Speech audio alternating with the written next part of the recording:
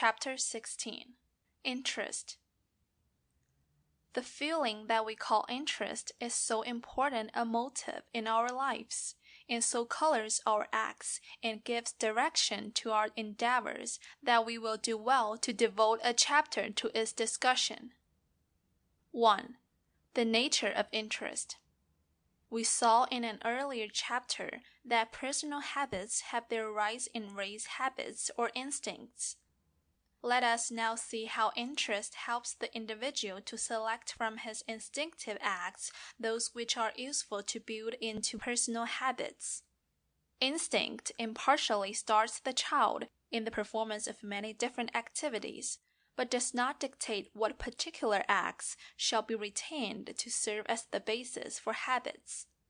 Interest comes in at this point and says, "This act is of more value than that act. Continue this act and drop that." Instinct prompts the babe to countless movements of body and limb. Interest picks out those that are most vitally connected with the welfare of the organism, and the child comes to prefer these rather than the others. Thus, it is that out of the random movements of arms and legs and head and body, we finally develop the coordinated activities which are infinitely more useful than the random ones were. And these activities, originating in instincts and selected by interest, are soon crystallized into habits. Interest a selective agent. The same truth holds for mental activities as for physical. 1,000 channels lie open for a stream of thought at this moment, but your interest has beckoned it into the one particular channel which, for the time at least, appears to be of the greatest subjective value, and it is now following that channel unless your will has compelled it to leave that for another. Your thinking as naturally follows your interest as the needle does the magnet. Hence your thought activities are conditioned largely by your interests. This is equivalent to saying that your mental habits rest back finally upon your interests. Everyone knows what it is to be interested, but interest, like other elementary states of consciousness, cannot be rigidly defined. 1. Subjectively considered, interest may be looked upon as a feeling attitude which assigns our activities their place in a subjective scale of values, and hence selects among them. 2. Objectively considered, an interest is the object which calls forth the feeling. 3. Functionally considered, interest is the dynamic phase of consciousness. Interest supplies a subjective scale of values. If you are interested in driving a horse rather than in riding a bicycle, it is because the former has a greater subjective value to you than the latter. If you are interested in reading these words instead of thinking about the next social function or the last picnic party, it is because at this moment the thought suggested appeals to you as of more value than the other lines of thought. From this, it follows that your standards of values are revealed in the character of your interests.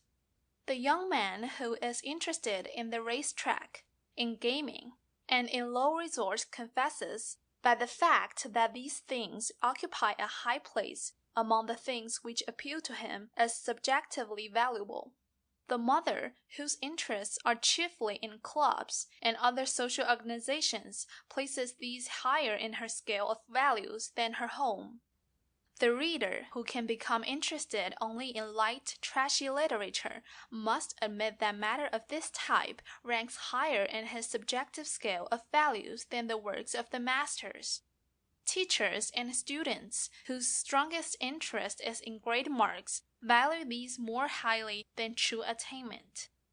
For whatever may be our claims or assertions, interest is finally an infallible barometer of values we assign to our activities. In the case of some of our feelings, it is not always possible to ascribe an objective side to them. A feeling of ennui, of impending evil, or of bounding vivacity may be produced by an unanalyzable complex of causes.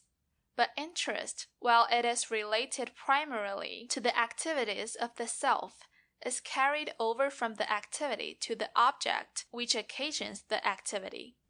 That is, interest has both an objective and a subjective side. On the subjective side, a certain activity connected with self-expression is worth so much. On the objective side, a certain object is worth so much as related to this self-expression. Thus we say, I have an interest in books or in business. My daily activities, my self-expression are governed with reference to these objects. They are my interests. Interest dynamic. Many of our milder feelings terminate within ourselves, never attaining sufficient force as motives to impel us to action. Not so with interest. Its very nature is dynamic. Whatever it seizes upon becomes ipso facto an object for some activity, for some form of expression of the self. Are we interested in a new book, we must read it. In a new invention, we must see it, handle it, test it. In some vocation or avocation, we must pursue it. Interest is impulsive. It gives its possessor no opportunity for lethargic rest and quiet, but constantly urges him to action. Grown ardent, interest becomes enthusiasm, without which, says Emerson, nothing great was ever accomplished. Are we an Edison with a strong interest centered in mechanical invention? It will drive us day and night in a ceaseless activity which scarcely gives us time for food and sleep. Are we a Lincoln with an undying interest in the Union? This motive will make possible superhuman efforts for the accomplishment of our end. Are we man or woman anywhere, in any walk of life? So we are dominated by mighty interests grown into enthusiasm for some object. We shall find great purposes growing within us, and our life will be one of activity and achievement. On the contrary, a life which has developed no great interest lacks motive power. Of necessity, such a life must be devoid of purpose and hence barren of results, counting little while it is being lived, and little missed by the world when it is gone. Habit antagonistic to interest. Well, as we have seen, interest is necessary to the formation of habits, yet habits once formed are antagonistic to interest. That is, acts which are so habitually performed that they do themselves are accompanied by a minimum of interest. They come to be done without attentive consciousness, hence interest cannot attach to their performance. Many of the activities which make up the daily round of our lives are of this kind. As long as habit is being modified in some degree, as long as we are improving in our ways of doing things, interest will still cling to the process. But let us once settle into an unmodified rut, and interest quickly fades away. We then have the conditions present which make of us either a machine or a drudge. 2. Direct and indirect interest. We may have an interest either 1. In the doing of an act, or 2. In the end sought through the doing.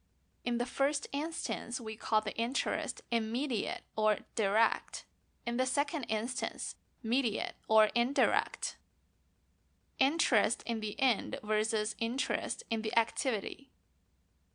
If we do not find an interest in the doing of our work, or if it has become positively disagreeable so that we loathe its performance, then there must be some ultimate end for which the task is being performed, and in which there is a strong interest, else the whole process will be the veriest drudgery.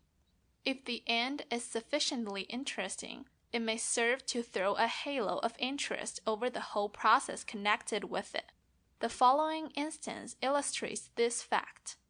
A 12-year-old boy was told by his father that if he would make the body of an automobile at his bench in the manual training school, the father would purchase the running gear for it and give the machine to the boy.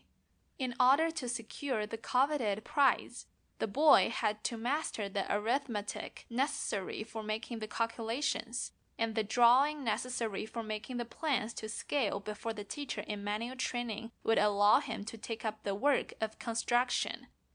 The boy had always lacked interest in both arithmetic and drawing, and consequently was dull in them. Under the new incentive, however, he took hold of them with such avidity that he soon surpassed all the remainder of the class and was able to make his calculations and drawings within a term. He secured his automobile a few months later and still retained his interest in arithmetic and drawing. Indirect interest as a motive. Interest of the indirect type, which does not attach to the process, but comes from some more or less distant end, most of us find much less potent than interest which is immediate. This is especially true unless the end be one of intense desire and not too distant. The assurance to a boy that he must get his lessons well because he will need to be an educated man 10 years hence when he goes into business for himself does not compensate for the lack of interest in the lessons of today. Yet it is necessary in the economy of life that both children and adults should learn to work under the incitement of indirect interests. Much of the work we do is for an end which is more desirable than the work itself. It will always be necessary to sacrifice present pleasure for future good. Ability to work cheerfully for a somewhat distant end saves much of our work from becoming drudgery. If interest is removed from both the process and the end, no inducement is left to work except compulsion, and this, if continued, results in the lowest type of effort. It puts a man on a level with the beast of burden, which constantly shirks its work. Indirect interest alone insufficient. Interest coming from an end instead of inhering in the process may finally lead to an interest in the work itself. But if it does not, the worker is in danger of being left a drudge at last. To be more than a slave to his work, one must ultimately find the work worth doing for its own sake. The man who performs his work solely because he has a wife and babies at home will never be an artist in his trade or profession. The student who masters a subject only because he must know it for an examination is not developing the traits of a scholar. The question of interest in the process makes the difference between the one who works because he loves to work and the one who toils because he must. It makes the difference between the artist and the drudge. The drudge does only what he must when he works, the artist all he can. The drudge longs for the end of the labor, the artist for it to begin. The drudge studies how he may escape his labor, the artist how he may better his and ennoble it. To labor when there is joy in the work is elevating. To labor under the lash of compulsion is degrading. It matters not so much what a man's occupation as how it is performed. A coachman driving his team down the crowded street better than anyone else could do it, and glorying in that fact, may be a true artist in his occupation, and be ennobled through his work. A statesman molding the affairs of a nation as no one else could do it, or a scholar leading the thought of his generation is subject to the same law. In order to give the best grade of service of which he is capable, man must find a joy in the performance of the work as well as in the end sought through its performance. No matter how high the position or how refined the work, the worker becomes a slave to his labor unless interest in its performance saves him. 3. Transitoriness of certain interests. Since our interests are always connected with our activities, it follows that many interests will have their birth, grow to full strength, and then fade away as the corresponding instincts which are responsible for the activities pass through these same stages. This only means that interest in play develops at the time when the play activities are seeking expression, that interest in the opposite sex becomes strong when instinctive tendencies are directing the attention to the choice of a mate, and that interest in abstract studies comes when the development of the brain enables us to carry on logical trains of thought. All of us can recall many interests which were once strong and are now weak or else have altogether passed away. Hide and seek, Pussy wants a corner, excursions to the little fishing pond, securing the colored chromo at school, the care of pets, reading blood and thunder stories or sentimental ones. Interest in these things belongs to our past or has left but a faint shadow.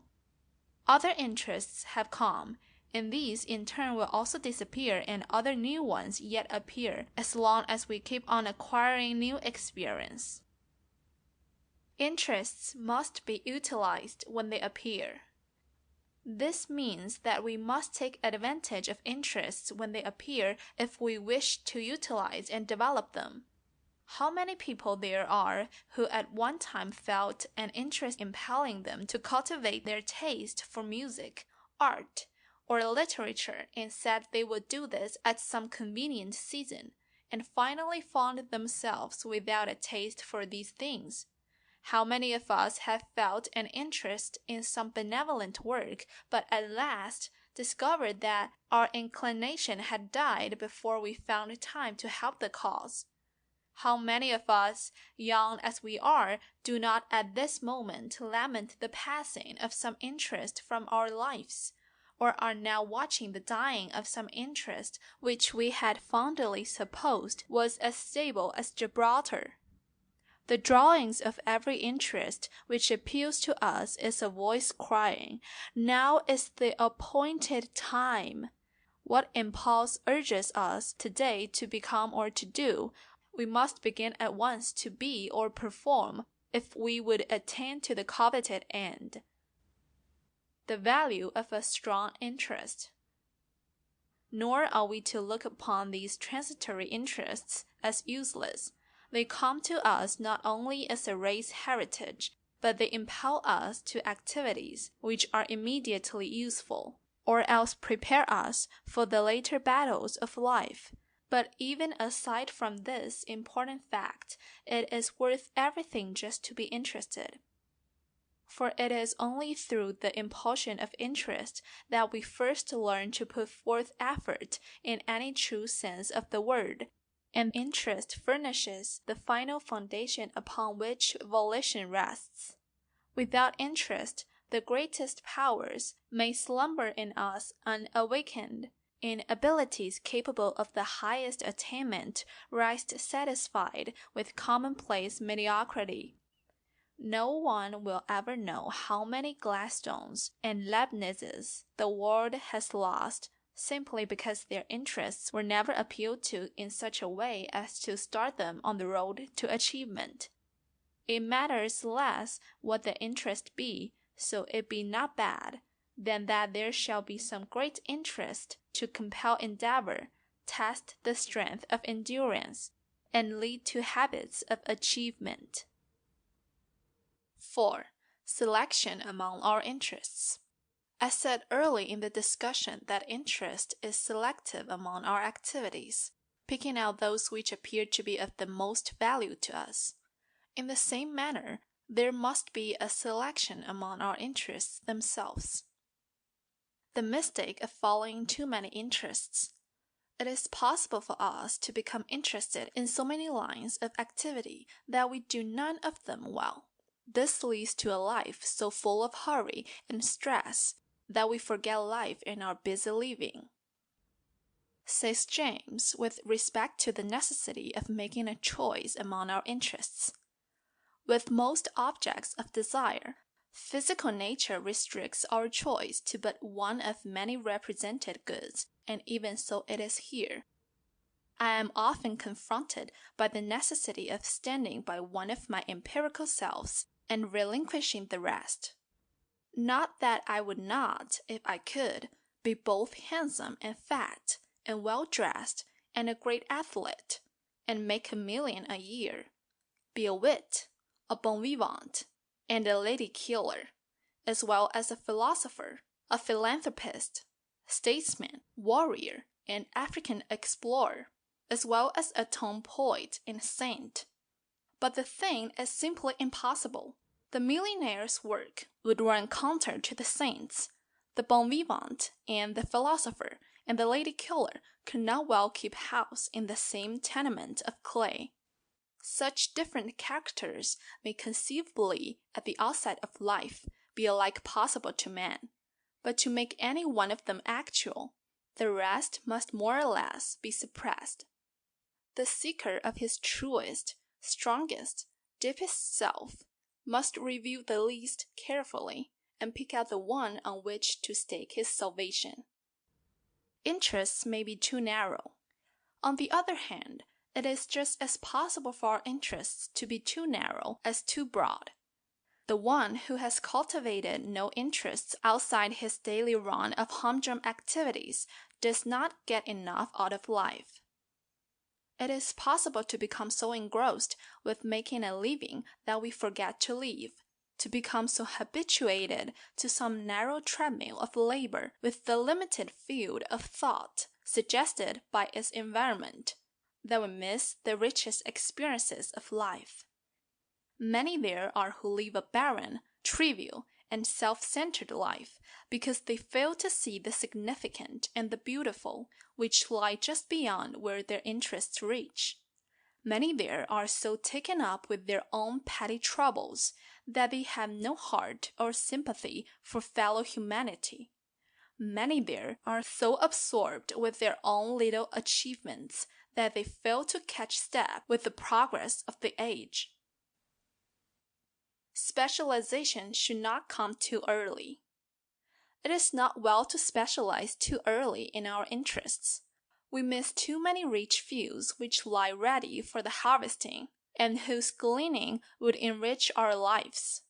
The student, who is so buried in books that he has no time for athletic recreations or social diversions, is making a mistake equally with the one who is so enthusiastic an athlete and social devotee that he neglects his studies. Likewise, the youth who is so taken up with the study of one particular line that he applies himself to this at the expense of all other lines is inviting a distorted growth. Youth is the time for pushing the skyline back on all sides.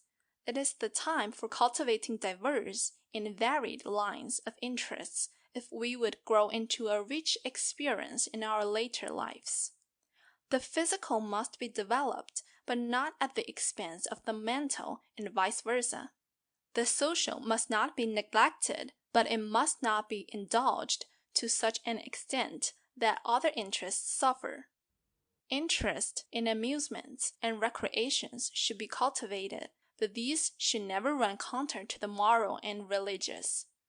Specialization is necessary, but specialization in our interests should rest upon a broad field of fundamental interests, in order that the selection of the special line may be an intelligent one, and that our specialty shall not prove a rut in which we become so deeply buried that we are lost to the best in life. A proper balance to be sought. It behooves us, then, to find a proper balance in cultivating our interests, making them neither too broad nor too narrow. We should deliberately seek to discover those which are strong enough to point the way to a life vocation, but this should not be done until we have had an opportunity to become acquainted with various lines of interests. Otherwise, our decision in this important matter may be based merely on a whim. We should also decide what interests we should cultivate for our own personal development and happiness, and for the service we are to render in a sphere outside our immediate vocation. We should consider avocations as well as vocations. Whatever interests are selected should be carried to efficiency. Better a reasonable number of carefully selected interests, well developed and resulting in efficiency, than a multitude of interests which lead us into so many fields that we can at best get but a smattering of each, and that by neglecting the things which should mean the most to us. Our interests should lead us to live what Wagner calls a simple life, but not a narrow one. 5. Interest fundamental in education. Some educators have feared that in finding our occupations interesting, we shall lose all power of effort and self-direction, that the will, not being called sufficiently into requisition, must suffer from non-use, that we shall come to do the interesting and agreeable things well enough, but fail before the disagreeable. Interest not antagonistic to effort. The best development of the will does not come through our being forced to do acts in which there is absolutely no interest. Work done under compulsion never secures the full self in its performance. It is done mechanically and usually under such a spirit of rebellion on the part of the doer, that the advantage of such training may well be doubted.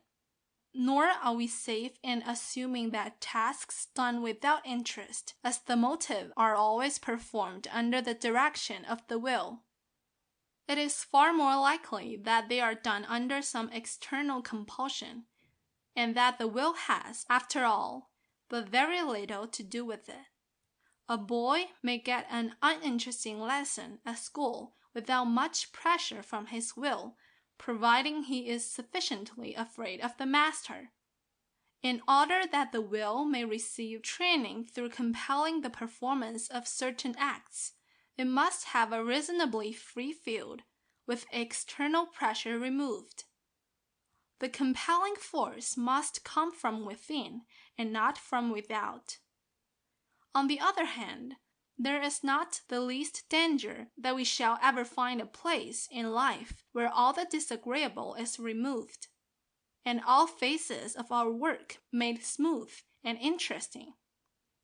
The necessity will always be rising to call upon effort to take up the fight and hold us to duty where interest has failed. And it is just here that there must be no failure, else we shall be mere creatures of circumstance, drifting with every eddy in the tide of our life, and never able to breast the current. Interest is not to supplant the necessity for stern and strenuous endeavor, but rather to call forth the largest measure of endeavor of which the self is capable. It is to put at work a larger amount of power than can be secured in any other way. In place of supplanting the will, it is to give it its point of departure and render its service all the more effective. Interest and character. Finally, we are not to forget that bad interests have the same propulsive power as good ones, and will lead to acts just as surely. And these acts will just as readily be formed into habits. It is worth noticing that back of the act lies an interest. In the act lies the seed of a habit. Ahead of the act lies behavior, which grows into conduct, this into character, and character into destiny. Bad interests should be shunned and discouraged. But even that is not enough. Good interests must be installed in the place of the bad ones from which we wish to escape, for it is through substitution rather than suppression that we are able to break from the bad and adhere to the good. Our interests are an evolution. Out of the simple interests of the child grow the more complex interests of the man. Lacking the opportunity to develop the interests of childhood, the man will come somewhat short of the full interests of manhood.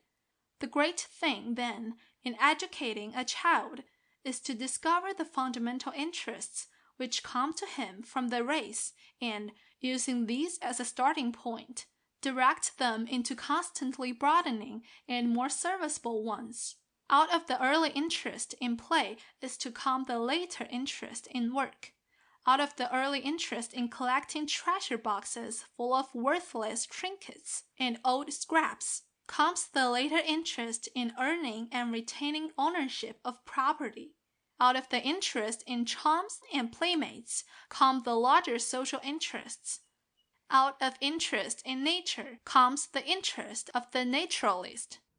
And so one by one we may examine the interests which bear the largest fruit in our adult life. And we find that they all have their roots in some early interest of childhood, which was encouraged and given a chance to grow. 6. Order of development of our interests. The order in which our interests develop thus becomes an important question in our education.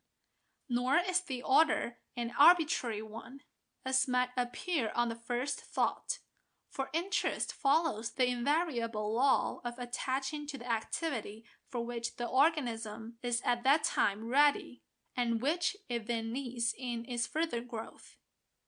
That we are sometimes interested in harmful things does not disprove this assertion. The interest in its fundamental aspect is good, and but needs more healthful environment or more wise direction. While space forbids a full discussion of the genetic phase of interest here, yet we may profit by a brief statement of the fundamental interests of certain well-marked periods in our development. The interests of early childhood. The interests of early childhood are chiefly connected with ministering to the wants of the organism as expressed in the appetites, and in securing control of the larger muscles. Activity is the preeminent thing. Racing and romping are worth doing for their own sake alone. Imitation is strong, curiosity is rising, and imagination is building a new world. Speech is a joy, language is learned with ease, and rhyme and rhythm become second nature. The interests of this stage are still very direct and immediate. A distant end does not attract. The thing must be worth doing for the sake of the doing. Since the young child's life is so full of action, and since it is out of acts that habits grow, it is doubly desirous during this period that environment, models, and teaching should all direct his interests and activities into lines that will lead to permanent values.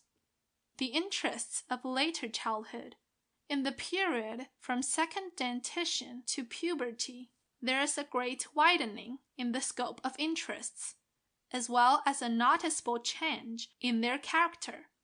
Activity is still the keynote, but the child is no longer interested merely in the doing, but is now able to look forward to the end sought. Interests which are somewhat indirect now appeal to him, and the how of things attracts his attention. He is beginning to reach outside of his own little circle, and is ready for handicrafts, reading, history, and science. Spelling, writing, and arithmetic interest him partly from the activities involved, but more as a means to an end.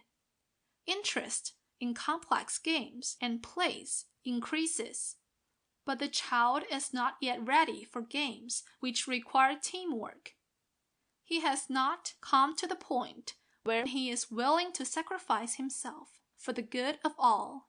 Interest in moral questions is beginning, and right and wrong are no longer things which may or may not be done without rebuke or punishment. The great problem at this stage is to direct the interest into ways of adapting the means to ends, and into willingness to work under voluntary attention for the accomplishment of the desired end. The interests of adolescence. Finally, with the advent of puberty, comes the last stage in the development of interests before adult life. This period is not marked by the birth of new interests so much as by a deepening and broadening of those already begun. The end sought becomes an increasingly larger factor, whether in play or in work. Mere activity itself no longer satisfies. The youth can now play team games, for his social interests are taking shape, and he can subordinate himself for the good of the group. Interest in the opposite sex takes on a new face, and social form and mode of dress receive attention. A new consciousness of self emerges, and the youth becomes introspective. Questions of the ultimate meaning of things press for solution, and what and who am I demands an answer. At this age, we pass from a regime of obedience to one of self-control, from an ethics of authority to one of individualism. All the interests are now taking on a more definite and stable form, and are looking seriously towards life vocations. This is a time of big plans and strenuous activity. It is a crucial period in our life, fraught with pitfalls and dangers, with privileges and opportunities. At this strategic point in our life's voyage, we may anchor ourselves with the right interests to a safe manhood and a successful career, or we may, with wrong interests, bind ourselves to a broken life of discouragement and defeat. 7. Problems in observation and introspection. 1. Try making a list of your most important interests in order of their strength. Suppose you had made such a list 5 years ago. Where would it have differed from the present list? Are you ever obliged to perform any activities in which you have little or no interest, either directly or indirectly? Can you name any activities in which you once had a strong interest, but which you now perform chiefly from force of habit and without much interest? 2. Have you any interests of which you are not proud? On the other hand, do you lack certain interests which you feel that you should possess? What interests are you now trying especially to cultivate, to suppress? Have you as broad a field of interests as you can well take care of?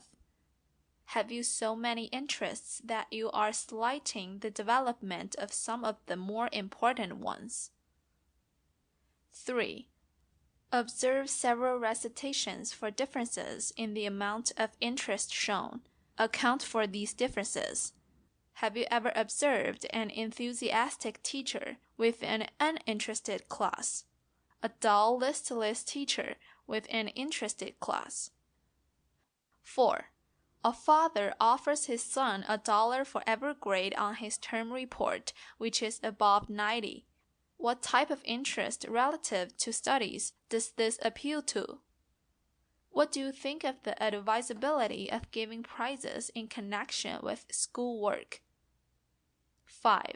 Most children in the elementary school are not interested in technical grammar. Why not?